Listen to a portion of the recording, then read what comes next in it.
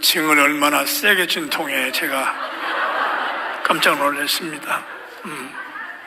자, 이제 오늘 이 시간에 오신 분들은 제가 보니까 9시 반에 오신 분들보다도 믿음이 좋은 분들, 그분들은 빨리 왔다 가시려겠고, 여러분은 이 깨끗한 시간에 왔으니 대단한 거죠. 할렐루야. 오늘 여러분에게 무슨 말씀을 할까 제가 하다가, 새해에는 복을 받아야지. 여러분, 금년 한 해 여러분이 복되기를 축원합니다. 우리 앞에 있는 성경은 어떤 의미로 보석 상자예요. 보석 상자 안에 각종 아름다운 보석이 반짝이잖아요. 성경을 가만히 보면은 그 안에 보석 같은 축복에 가득 찬 거예요. 우리는 믿음으로 붙잡고 자기 것을 삼아야 돼요. 오늘은 그 축복 가운데 드리고 싶은 한 가지만 드리고 싶어요. 시편 1편 1절에 이렇게 다시 말해요. 같이 합시다. 복 있는 사람은. 그리고 마태복음 5장 3절에 예수님이 그래요. 심령이 가난한 자 복이 있나니. 제가 볼 때는 이런 거예요. 너희는 세상적인 복, 물질의 복, 그런 거 구하지 말아라. 그보다 더 중요한 것을 먼저 구하라. 그 뜻이. 그것은 너 자신이, 그렇죠? 너 자신이 복되어라. 다른 말로 말하면 너 자신이 복이 있는 사람이 돼야 된다는 거예요. 할렐루야. 그런데 여러분, 우리가 경험하지만은 사람이 복 있는 사람이 된다는 것이 왜 그리 어렵습니까? 나이가 들어도 안 되더라고요. 학식이 많아져도 되는 거 아니더라고요. 물질을 많이 가졌다고 되는 것도 아니더라고요. 높아져도 되는 것도 아니에요. 그런데 제가 오늘 읽은 본문의 말씀이 그 복 있는 사람의 길을 가르쳐 주세요.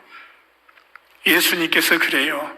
내가 길이요 진리요 생명이다. 그리고 뭐라고 그래요? 요한복음 15장에 가지가 줄기에 붙음같이 너가 나에게 붙으면, 바로 그 말씀이에요. 여러분, 예수님은 온 세상에 진리요 생명이세요. 그리고 인간의 생명과 진리가 되세요. 그래서 누구를 막론하고 가지가 줄기에 붙음처럼 참으로 예수님과 제대로 붙으면은 그분의 진리가, 그분의 생명이 우리 안에 배어 들어온다는 거예요. 그래서 자연스럽게 복 있는 사람이 되고, 그 사람은 복 있는 길로 간다는 거예요. 할렐루야. 여러분, 금년 한 해에 저와 여러분이 참으로 가지가 줄기에 붙음같이 주님과 다 이렇게 붙으면 되세요. 할렐루야. 오늘 세 가지만 말씀하고 싶어요. 어떻게 하면 우리가 예수님께 참으로 붙은 삶이 될까? 첫째로는 예수님을 바로 믿는 것이에요. 같이 합시다. 믿음으로. 할렐루야. 그래요. 성경에 기록된 대로 예수님을 믿는 거예요. 뭐라고 성경 말씀해요? 예수님은 하나님의 독생자, 성령으로 나셨다. 마리아의 몸을 통해서 사람의 몸으로 오셨다. 그리고 예수님은 누구시라는 거야? 세상의 구세주다. 그래서 여러분, 우리가 복음서를 보면은 예수님이 계신 곳마다 사람이 구원을 받잖아요. 어떤 사람은 질병에서 구원받대요. 어떤 사람은 귀신의 약한 권세에서 구원받잖아요. 어떤 사람은 죄 가운데서 구원받잖아요. 그리고 놀랍게도 죽은 자, 죽음에서도 구원받잖아요. 그래요. 예수님은 다른 스승들처럼 좋은 말을 하신 분이 아니에요. 사람을 구원하셨다. 할렐루야. 그런데 성경은 뭘 말씀해요? 그분의 나이 33살에 예루살렘 당국자들한테 잡혀서 정죄되고 십자가에 못 박혀 죽으시거든요. 사진 한번 볼까요? 저 사건이죠. 저렇게 죽였다고요. 죄 없는 분을 꼭 저렇게 죽였다고요. 그럴 때 세상 사람들이 다 머리를 흔들고 제자들도 실망하고 떠났잖아요. 그런데 놀라운 것은 하나님은 저 십자가 위에서 세상을 구원하시는 구원의 일을 행하셨다는 거예요. 어떻게? 하나님의 아들을 어린 양으로 삼으시고 그에게 세상 만민의 죄를 담당케 하고 죄값으로 심판도 받게 하고 그리고 화목 제물이 되게 하신 거예요. 그래서 세상 만민이 구원받는 그 복음을 거기서 이루셨다는 거예요. 그래서 예수님이 그러잖아요. 다 이뤘다 그러시잖아요. 그리고 뭐예요? 죽은 지 3일 만에 다시 부활하심으로 복음을 확증하셨다는 거예요. 할렐루야. 여러분 18세기 유럽의 부흥운동을 일으켰던 진젠돌프 백작이란 분이 계세요. 저분이에요. 여러분 잘생겼죠? 얼굴이 저 정도는 돼야 합니다.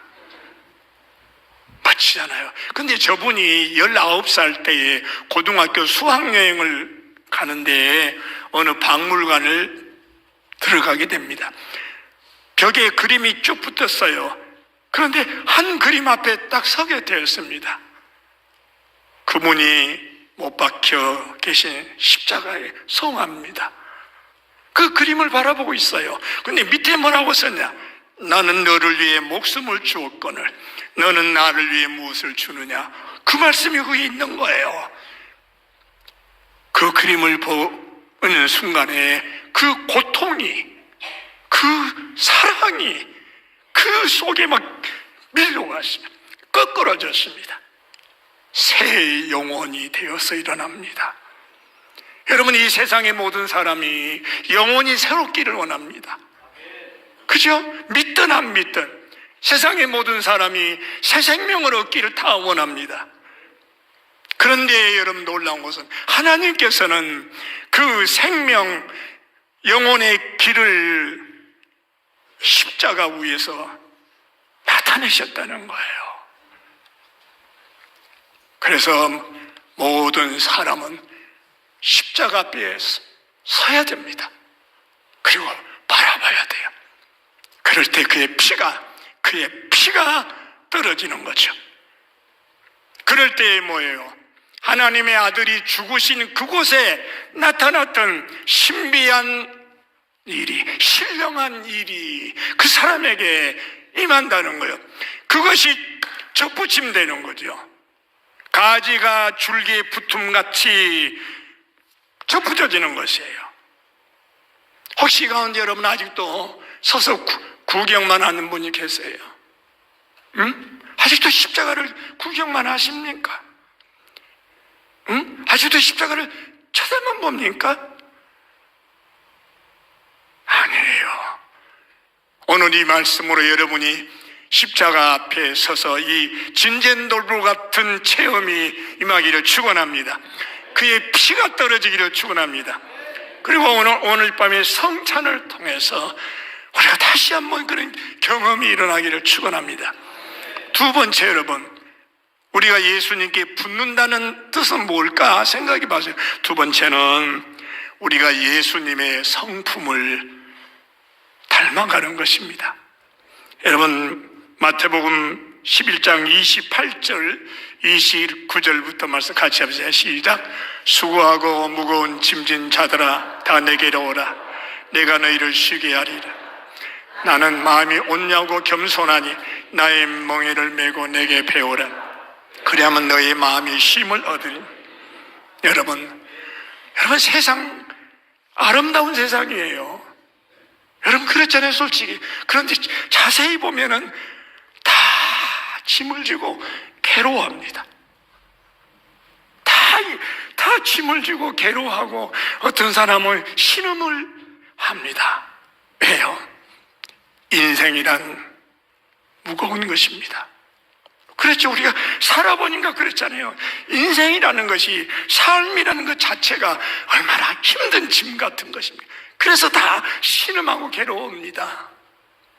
그런데 여러분, 우리가 더 깊이 가만히 이 세상 인생을 바라보면요, 우리가 지금 괴로워하고 우리가 신음하는 또 하나 이유가 있습니다. 그것은 상하고 비틀어지고 구부러진 우리의 성품이요, 우리 성격, 그죠?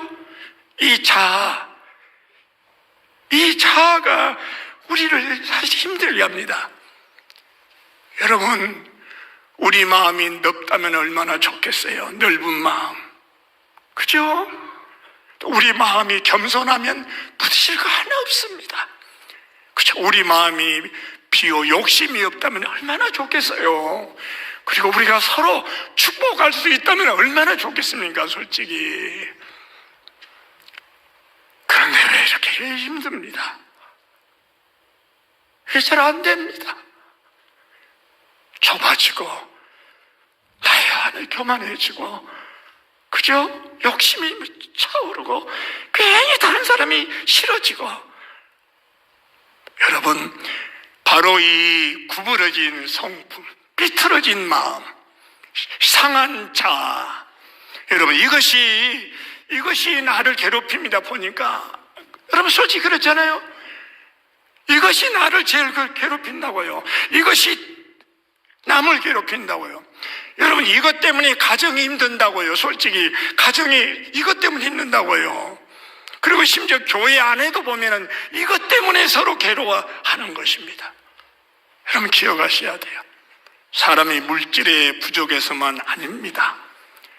비틀어진 자아, 그저 구부러진 이 성품이 어쩌면 이렇게 우리를 힘들게 하냐 그 말이에요. 이걸 어떻게 할 거냐는 문제가, 그죠? 날마다 고민이 어떻게 해야 되는가 이게요. 여러분, 12월이 되면 추워요. 찬바람이 불어요. 근데 미드리 마을 이 둘레길을 이렇게 걷다 보면요, 얼마 전에도 어저께 향기가 나는 거 있죠? 제 얼굴 좀 보세요. 얼마나 기분이 좋은가. 향기가, 무슨 향기가 이 추운 겨울에. 여러분, 지난 2020년에 코로나 때 우리가 교회도 꼼짝 할 수 없었잖아요. 근데 그때 봄에 제가 목회자들이 그랬습니다. 우리가 신방도 못 오고 아무도 못 와. 미드리로 가자. 그래서 걷다가 한 400-500병 나무를 심었어요. 그래서 저 혼자 그걸 뭐라고 부르냐, 코로나 숲이라고 그럽니다. 말이 이상하네요. 코로나 때 심었으니까. 근데 그때에 동목서라는 작은 나무를 심었습니다. 이런 목서가 3가지입니다. 첫째 은목서, 그 다음 뭐예요? 그 다음에요? 모르시네. 동목서요. 동목서는 12월에 핍니다. 하얗게 핍니다. 근데 그 냄새가 얼마나 좋은지, 향기가. 여러분, 우리가 이 인류의 역사를 이렇게 바라봅니다. 그러면 가장 아름다운 향기, 최상의 향기가 나는 곳이 있습니다. 예수님, 그분에게서 납니다. 본문에 그분은 말하잖아요. 내 마음이 겸손하고 온유하다고 그러잖아요. 근데 여러분, 예수님의 마음이 겸손과 온유 2가지 뿐일까요? 아니에요. 인간에게 필요한 모든 좋은 성품, 자비와 긍휼과 인내하심과 사랑과 겸손과 감사와 오래 참으심과 그 그 양기로운 마음이 예수님께서 나는 것이에요. 할렐루야. 저는 목사로 평생을 살았습니다. 참 목사 영광스럽지만 힘들어요. 뭐가 힘드냐? 설교 말씀하는 거야. 우리 고 목사님 제가 보니까 설교 말씀 잘해요. 여러분 동의하시죠? 잘하십니다. 저 정도면 잘하신 거예요. 내가 볼 때. 그만큼 고생하신다는 거예요. 설교 쉽지 않아요. 그런데 이 마음속에 뭐가 또 하나 또 늘 힘든 것이냐면 예수님의 성품을 닮아야 되잖아요. 목사인 내가 이거 힘들었어요. 진짜 주님의 성품을 닮아가야 되는데 이것이 힘들더라고. 이것이 힘들어. 그래서 항상 이것 때문에 괴로운 것이에요. 기도하는 거야. 여러분, 우리가 예수님께 참으로 붙은 자라면, 우리가 예수님과 하나로 가지같이 붙은 자라면 이제 우리는 한 단계 더 넘어가야 돼요. 그것은 예수님의 성품, 그 아름다운 성품을 흠모하는 것입니다. 할렐루야. 그 동목서 향기처럼 너희 안에 이 마음을 품어라. 곧 그리스도의 마음이다. 그 마음을 숨쉬어야 돼요. 아시겠어요? 그리고 닮으셔야 돼. 자꾸 자기를 좀 다듬어서, 그럴 때 우리는 주님 안에 진실로 붙은 자가 될 줄, 그곳에 평화가 있는 줄로 믿습니다. 할렐루야. 마지막 세 번째, 여러분, 우리가 예수님께 붙은다는 뜻은 또 뭔가 또 하나 있는 것 같아요. 예수님의 발자국을 따라가는 것입니다. 여러분, 성경을 봅니다. 예수님이 공생에 3년 동안 사역하셨어요. 근데 예수님 보면 어떻게 산 위에 계신 거 아닙니까? 도 닦으신 거 아닙니다. 예수님 바쁘셨어요. 날마다 예수님 바쁘게 돌아다녔어요. 어디로? 이리 갔다 저리 갔다 이거죠. 여기 만나고 저기 만나고 사람 만나고 바쁘셨어요. 그런데 여기서 우리가 중요하게 볼 것이 있습니다. 예수님이 어디로 가신 거요? 날마다 어디를 가신 거요? 날마다 예수님이 누구를 만나신 거요? 당시에 예루살렘에는 거룩한 성전이 있었습니다. 성전 사진 보셔요. 그때 저런 성전이 있었다고. 예루살렘 시온의 언덕에 어마어마한 성전입니다. 거기 제사장들이 계시고 제사 지내고 막 사람들이 구름같이 모여, 이스라엘의 소망은 예루살렘, 제 신앙의 중심입니다. 그런데 여러분 놀라운 것은 예수님 보세요. 3년 공생애 동안에 예루살렘에 몇 번이나 올라가셨냐는 거예요. 명절 때만 올라가셨어요. 계산해보면 한 9번이나 많으면 그것만 올라가셨어요. 그럼 나머지 어디로 가셨냐? 예수님이 어디를 찾아다니셨냐? 갈릴리 지방이에요. 변방, 갈릴리, 가난한 민초들이 사는 곳, 거기서 계셨습니다. 거기에서 가난한 사람들, 상한 사람들, 버림받은 사람들, 소자들을 만나시고, 그것이 그의 공생애였습니다. 여러분, 이 땅의 교회는 예수님의 몸이에요. 몸된 교회는 예수님의 발자국을 따라가야 돼요. 할렐루야. 그럼요, 예수님이 가셨던 그 발자국을 교회가 그 발자국을 따라가야 되는 것입니다. 교회 공동체가. 그죠? 그리고 우리 믿는 우리들도 그 발자국을 이제는 볼 줄 알아야 돼요. 그 발자국을 따라가야 돼요. 여러분, 새해에도 여러분 잘되기를 주의 이름으로 축원합니다. 사업이 잘 되십시오. 유양이 하신 거 잘 되셔야 돼. 직장에도 여러분 잘 되기를 바랍니다. 여러분의 삶에 축복의 문이 열리기를 축원합니다. 그런데 문제가 무엇입니까? 그렇게 잘 된 다음에 그럼 뭐 드시려고? 잘 먹고 잘 사시려고? 그것이 전부요? 여러분, 이제는 수준이 올라가야 돼요. 우리의 축복을 모으고 전략하고, 그래서 어떻게 해야 되는 거예요?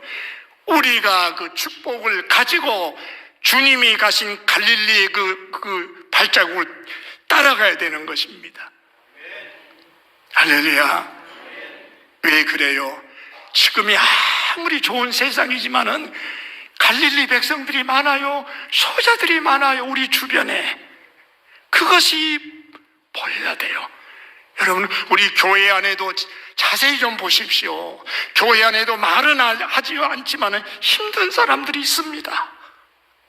정말로 눈물 사람이 있습니다. 이 도시 순천에도 그런 사람 많이 있습니다.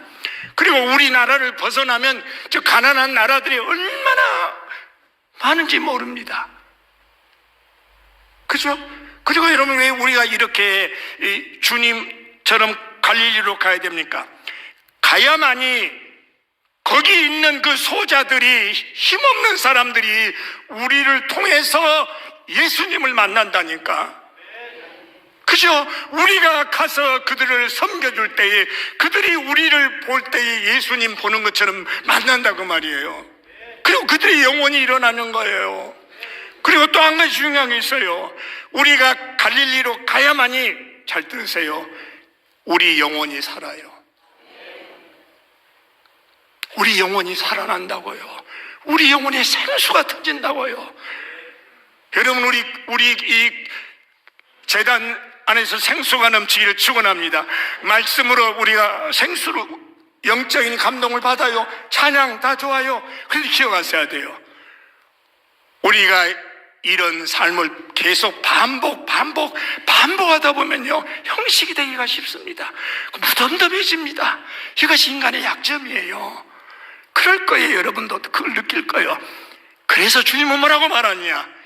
갈릴리로 가라. 왜? 그곳에서 주님이 하신 말씀이 있어요. 내가 너 안에, 너가 내 안에, 이 놀라우신 이 체험을 어디에서 주시냐는 거예요. 우리가 갈릴리로 주님의 발자국을 따라갈 때예요. 여러분 아시겠죠? 시간이 됐다는 사인이 오네요. 어쩔 거예요. 제가 순종해야지. 자, 들어보세요. 자, 결론 내리겠습니다. 자, 금년 한 해 새해 여름 복되기를 주의 이름으로 축원합니다. 그죠? 복을 받으셔야 돼. 다른 말 할 거 없어요. 결론적으로 복 받으셔야 돼. 근데 그 가장 귀한 복은 내가 복 있는 사람이 되는 거예요.